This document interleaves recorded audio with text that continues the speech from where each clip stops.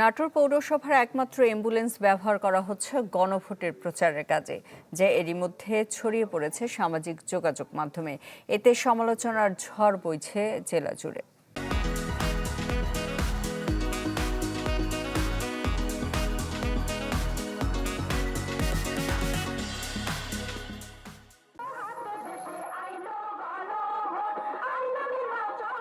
গুরুতর রোগীর পরিবর্তে অ্যাম্বুলেন্সে ঠাঁই হয়েছে মাইকের যন্ত্রাংশ, বানানো হয়েছে গণভোটের প্রচারণার গাড়ি।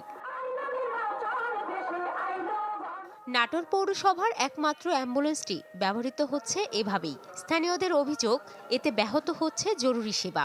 গরিব দুঃখী যারা আছে তাদের জন্য এই অ্যাম্বুলেন্সটা দেওয়া হয়েছে। এই অ্যাম্বুলেন্স কেন আমরা ভোটের কাজে ব্যবহার করি? পৌরসভার অ্যাম্বুলেন্সটা তো হলো রুগী টানার জন্য, রুগীর সেবার জন্য গাড়িটা। এটা তো ভোটের কাজের জন্য ব্যবহার করাটা তো আমাদের কাছে ভালো মনে হলো না।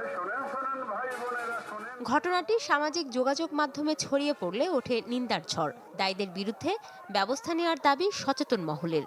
গণভোটের প্রচারের বিপক্ষে আমরা না, প্রচার হোক, কিন্তু একটা অ্যাম্বুলেন্স যেটা পৌরসভার নাগরিকদের রোগীদের কাজে ব্যবহার হয়, সেটা এভাবে দেওয়ার কারণে মানুষের মধ্যে প্রশ্ন উঠতেছে। যেটা মানুষের কল্যাণে ব্যবহার হবে সেটা কেন ভোটের কাজে ব্যবহার হবে, এটাই প্রশ্ন থাকলো। এবং পৌরসভার কি আসলে যারা এই সব দায়িত্বে আছে তাদেরকে আসলে বিবেক বুদ্ধি বলে কিছু নেই? যদিও এই বিষয়ে দায়সারা উত্তর পৌরসভা নির্বাহী কর্মকর্তার। আমি কোনো দিন কোনো রোগীদের সেবা কার্যে এই অ্যাম্বুলেন্সটি ব্যবহৃত হচ্ছে বলে আমি দেখতেছি না। বিধায় প্রয়োজনের খাতিরে আমরা পৌরসভার অ্যাম্বুলেন্সটি ভোটের আসন্ন নির্বাচন উপলক্ষে আমরা এটা ব্যবহার করতেছি। সিসিইউ সুবিধা সম্মিলিত অ্যাম্বুলেন্সটি 2022 সালে নাটোর পৌরসভাকে উপহার দেয় ভারতীয় হাইকমিশন।